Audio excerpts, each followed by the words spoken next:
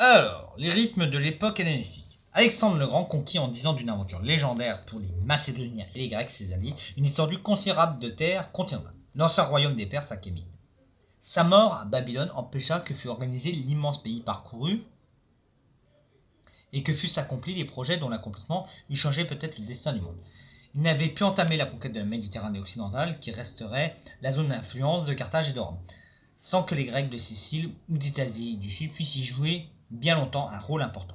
Ses successeurs furent incapables de perpétuer l'unité de son empire, ils abandonnèrent progressivement tout projet d'administration œcuménique et repliés sur la Méditerranée s'affaiblirent mutuellement jusqu'à disparaître. Au plan de l'idéologie politique, le monde hellénistique ne bâtit rien que fût durable. Les rois nés dans la victoire d'un souverain charismatique ne surent pas se doter de l'armature théorique nécessaire à la pérennisation de leur pouvoir. Quand Rome leur succéda, il apparut très clairement que la cité grecque traditionnellement évolutive resterait la structure irremplaçable de l'espace qu'ils avaient prétendu dominer. Quant au rythme de l'histoire hellénistique, ils peuvent paraître chaotiques.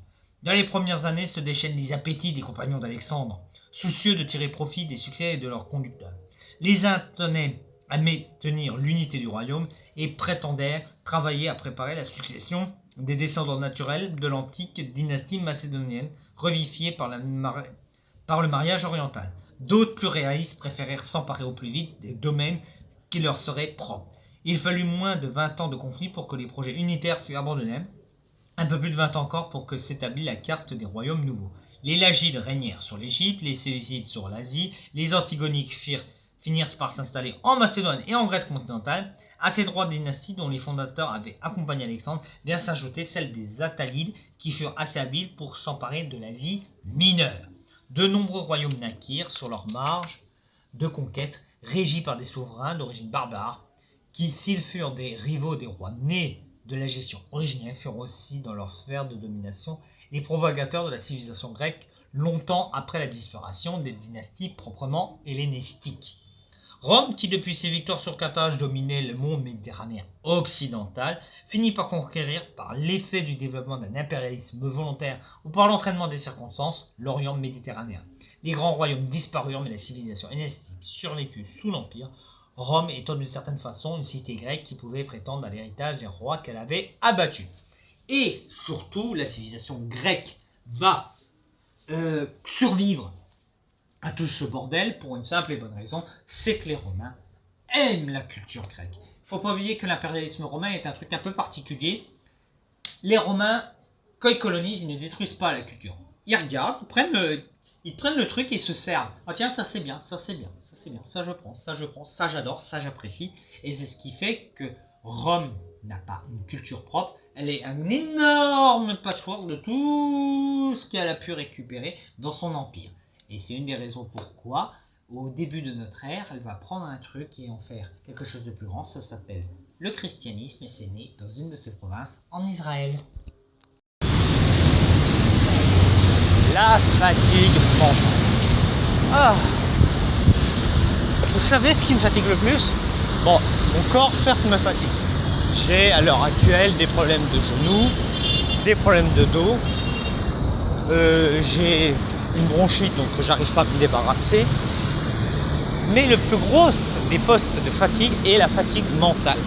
Et ouais, c'est mon esprit entier qui est fatigué. Fatigué de quoi? Fatigué de ce que j'ai vécu, de ce que je suis en train de vivre. Et accessoirement, des fois que je me pose et que je pense à ce qui m'attend dans le futur, c'est pas la joie. Et c'est très très très difficile de se reposer d'une fatigue mentale. Parce qu'encore, une fatigue physique. Tu as une jambe qui est fatiguée. Tu arrêtes de bouger, tu relaisses reposer la jambe, ça va. Le mental, putain, si je veux me débarrasser de ma fatigue mentale, il faudrait que je me débarrasse de mes enfants et de ma femme pendant au moins 3-4 jours pour dormir comme un gros fils de pute. Et que je règle tous mes problèmes liés à mon futur. Et là, c'est vraiment... Là, on est mal barré. Là, je suis mal barré, quoi. Je suis mal barré, quoi. Et cette fatigue mentale, elle est d'une violence encore plus grande, elle se produit encore plus quand tu es avec des gens négatifs. Je vous le dis, honnêtement, fuyez les gens négatifs. Les gens qui font la gueule. Les gens négatifs, je vous ai dit que la fatigue mentale, c'est lié à ce que tu as encaissé, ce que tu encaisses et ce que tu vas encaisser. Mais quand tu es avec quelqu'un de négatif, ce que tu encaisses, tu le vois bien parce que la personne te fait la gueule, et ce que tu vas encaisser, elle te fera un très grand plaisir de te le rappeler. Et ouais, ma couille. La vie est rude, hein. La vie est très rude, hein. Et la fatigue mentale est quelque chose de lié aussi à ta place. Plus tu auras de responsabilité, plus tu auras de fatigue mentale, parce que plus tu auras de sources de problèmes, comme on dit. Quand je dis de sources de problèmes, voilà.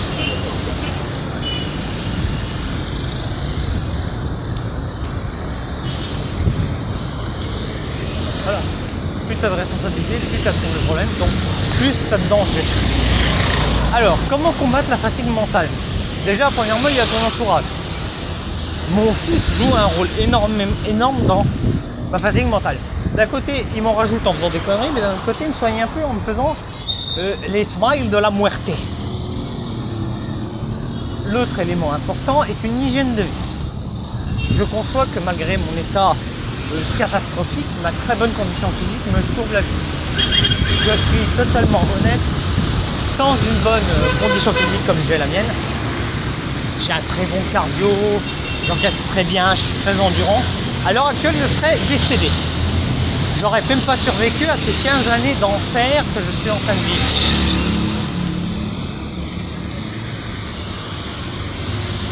Donc ouais, je disais, très bonne condition physique et une très bonne hygiène de vie. T'es dans la merde, bouffe bien quand même.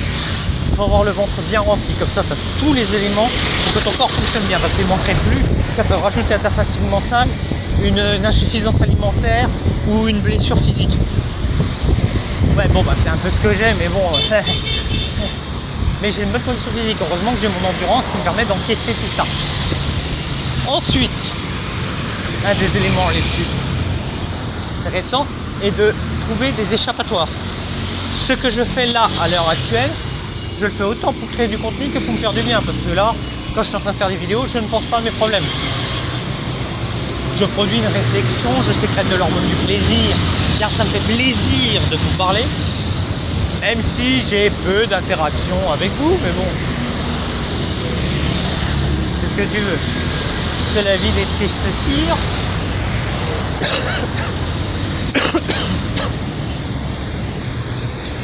Donc voilà.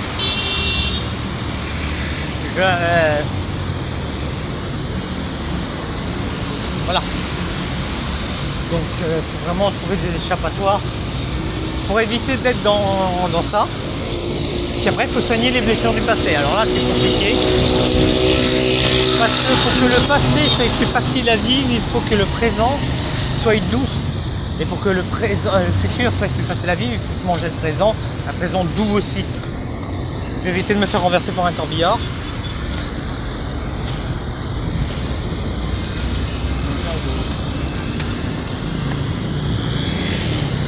Donc voilà, il faut vraiment travailler. C'est pour ça que je le dis et je le répète, construisez votre empire quand vous êtes jeune.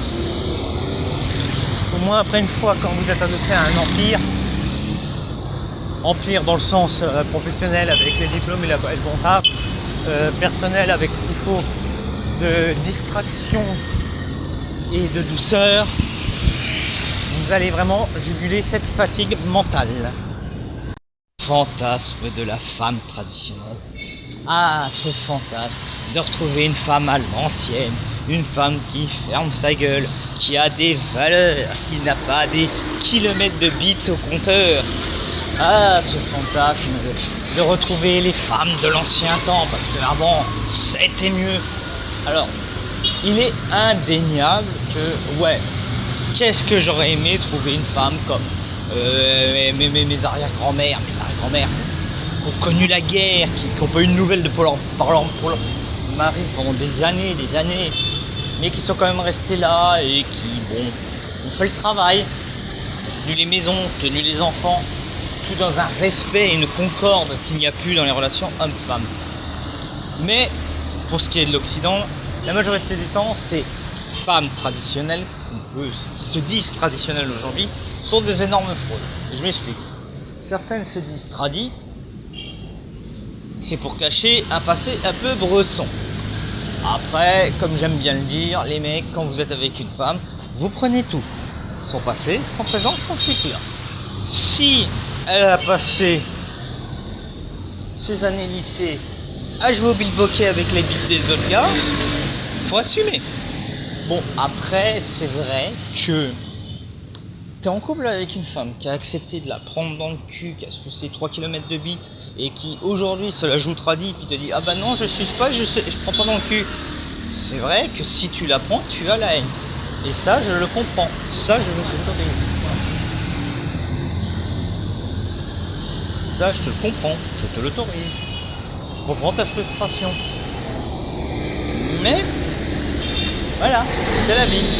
Et l'autre aspect que je voulais parler, parce que c'est une vidéo en 2 temps, c'est la femme traditionnelle africaine. Combien de fois je me suis dit, putain, j'aurais bien voulu être marié à une femme comme ma belle-mère. Elle ferme sa gueule, elle est obéissante, elle sait tenir la maison, elle fait pas chier. Elle ne me pose pas toutes les tracasseries morales et psychologiques que me donne ma femme actuelle. Mais là aussi, c'est un fantasme, c'est un mirage. Tu peux prendre une gamine du village, la marier et te dire putain c'est nana du village, elle est tradie, elle va me tenir, ça va être carré. La ville, la modernité va l'impacter et l'influencer. Et assez rapidement tu seras déçu. Donc faut essayer d'arrêter de courir après des modèles passés qui n'existent plus. Parce que la modernité et tous ses avantages et tous ses inconvénients travaille le corps de la personne, travaille le champ social, et vous n'aurez jamais une femme traditionnelle. Vous aurez un truc faussement traditionnel, un truc vaguement un peu old school. Ouais, elle peut avoir des valeurs, ouais, elle peut être un peu mieux que certaines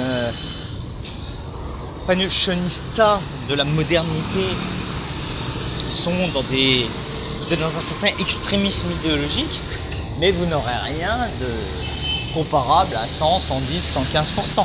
Ok ? Voilà, donc il faut faire vraiment attention à ça. Et il faut surtout aussi se méfier de toutes ces histoires quand tu as une femme qui te sort les valeurs. De toute façon, tous les gens qui ont que le mot valeur dans leur bouche, red flag. Parce qu'ils parlent de valeurs. Est-ce qu'ils ont ces valeurs-là ? Parce que plus tu parles d'un truc, plus c'est pour soit de persuader les autres, soit de persuader toi. Donc il faut faire très attention. Et enfin, si vous cherchez une femme, essayez surtout de trouver une femme qui va vous tirer vers le haut. De toute façon, toutes vos relations sociales doivent être mues par un principe inévitable. Je ne m'entoure que des personnes qui font de moi un winner, qui m'élèvent, qui me permettent de tirer le meilleur de moi-même. Si vous êtes avec des personnes qui vous mettent plus bas que terre, fuyez, parce qu'à la fin, vous allez vraiment vous trouver plus bas que terre.